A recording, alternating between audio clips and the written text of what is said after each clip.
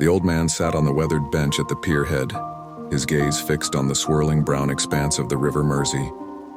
His name was Thomas, and his eyes, though clouded with age, held the glint of countless stories whispered by the river itself over centuries.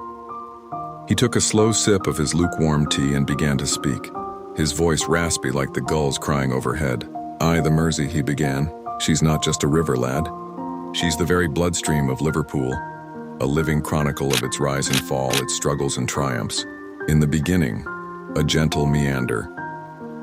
Thousands of years ago," Thomas continued, "she was a gentler thing, a humble estuary fed by streams, winding her way through marshlands and ancient forests.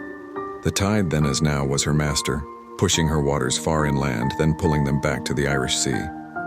The land around her was home to early settlers, hunter-gatherers drawn to her bounty, their small boats mere specks on her wide embrace. The Norsemen and the crossing place. Then came the Vikings, the Norsemen," he said, a twinkle in his eye. "They sailed their longships, those formidable dragons, right up her waters. They saw her potential, not just for fishing, but as a gateway. They called her Mersey, meaning boundary river, for she marked the edge of their influence. It was a crossing place, a conduit for trade and conquest.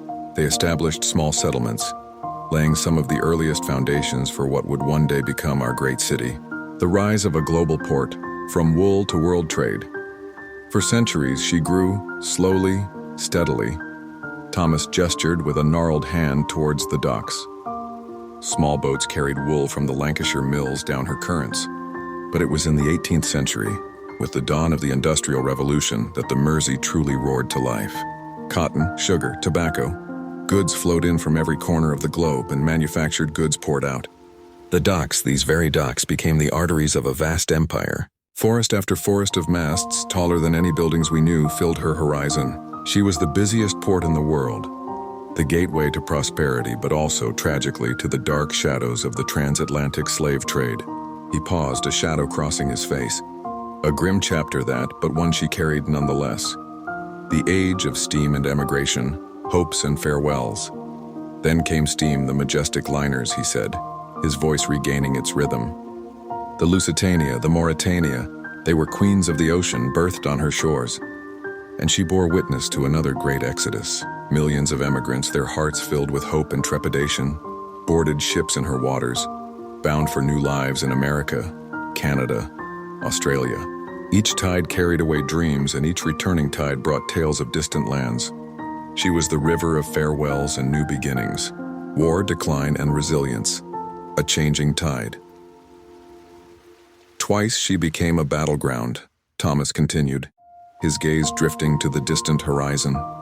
In the Great Wars, she defended us, her waters patrolled by naval ships, her docks a vital lifeline for convoys. She endured the Blitz, lad, bore the brunt of German bombs, but she never gave up. Yet after the wars, the world changed. Containerization, new shipping routes, and the old ways faded. The great liners sailed no more from her berths, and the docks, once so vibrant, grew quiet. He sighed. Many thought her glory days were over, that the Mersey's tide was finally turning out to sea for good. A new chapter, regeneration and renewal. But a river like a city has a spirit, Thomas said, a slow smile spreading across his face. And the Mersey, she refused to lie down. Slowly, painstakingly, she began to stir. The docks were reborn not just for cargo, but for culture. The liverbirds, those magnificent guardians, still watch over her. Now you see cruise ships, ferry boats, pleasure craft. The iconic Mersey ferries, they've been crisscrossing her waters for centuries, carrying generations of Scousers and now, tourists from all over. He chuckled. Even the Beatles used to play on those boats, you know. He finished his tea, his eyes still fixed on the flowing water. She's seen it all, the Mersey. The rise of empires, the departure of millions, the struggles of a city, and its remarkable rebirth. She's a constant, always flowing, always changing, always carrying the spirit of Liverpool. And as long as she flows, lad, Liverpool will live on. Thomas stood, his old bones creaking, and walked slowly along the promenade, leaving the Mersey to continue her silent, timeless story.